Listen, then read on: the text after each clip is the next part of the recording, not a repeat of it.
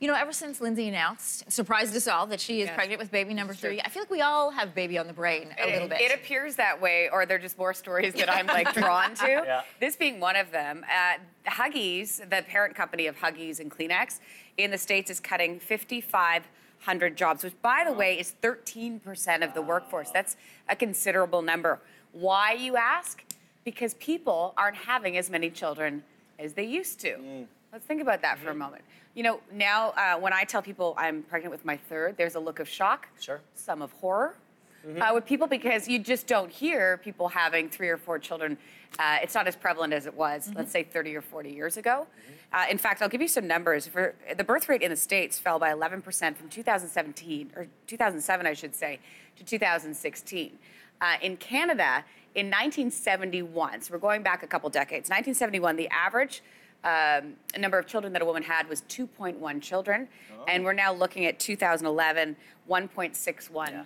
It definitely costs more to have kids today. Absolutely. I think we can all agree on that. But the fact is, for all those voices out there that are clamoring to close borders and slow down immigration, if countries are expected to keep up and grow at pace with other countries around the world, especially our countries, the United States and Canada, we have to have liberal immigration policies, because the people who live in here are not the ones having the kids. And you made a very good point in our discussion this morning around this topic, is that it's almost like you're deciding how many children you have based on where you live and what you can afford. Yeah, exactly. It used to be that people would move out to the suburbs and they'd have their 2.1 kids, but a lot of people today have ensconced themselves in a downtown condo, and for a number of reasons, either they love that lifestyle or they cannot move up the ladder, have chosen, this is where I'm going to hang my hat for the foreseeable future. And if I have a 1-bedroom or 2-bedroom apartment, that is going to decide a lot of things as to how big my family's going to get. I definitely think cost is definitely one thing, but I also think it's just a lifestyle change for many people. I don't think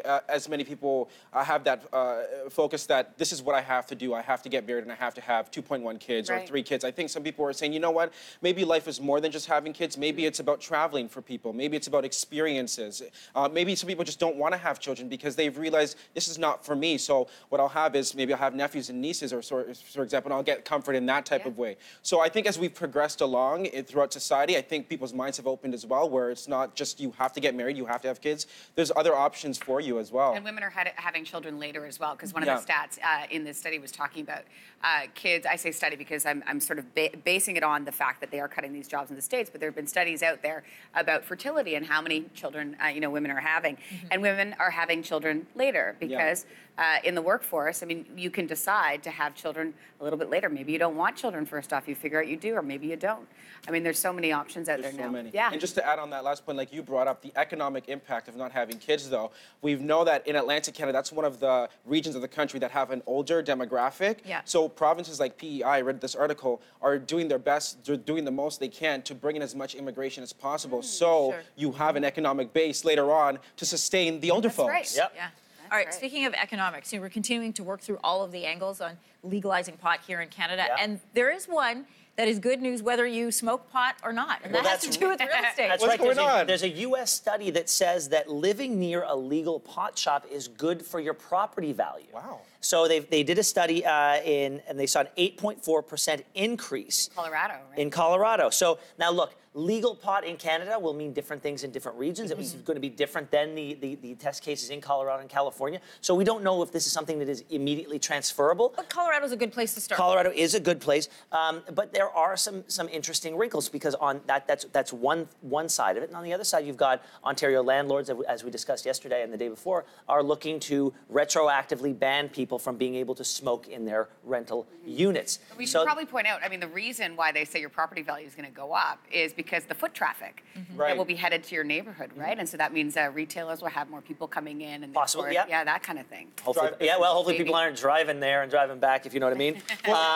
There was a study that came out that said that 43% of respondents to a News Talk 1010 poll here in Toronto say they don't want licensed weed outlets in their neighborhoods. Now, we don't know if that means that 57% of people want legalized weed in their neighborhood, or whether there were other questions to answer. But there is a sizable chunk of people that, despite the prospect of higher higher property value, they're still uncomfortable with it. And then probably because it is the unknown as well. That's probably a big chunk of it. You bring up a good point. We're in that stage where, it's not legal yet, so anything is possible. It's fun to explore all the options, potential options. Yeah. Well, the thing is, at the end of the day, people are smoking marijuana right now. Like, we can't live in a fairy tale. Like, this is actually happening right now. Good morning, yes.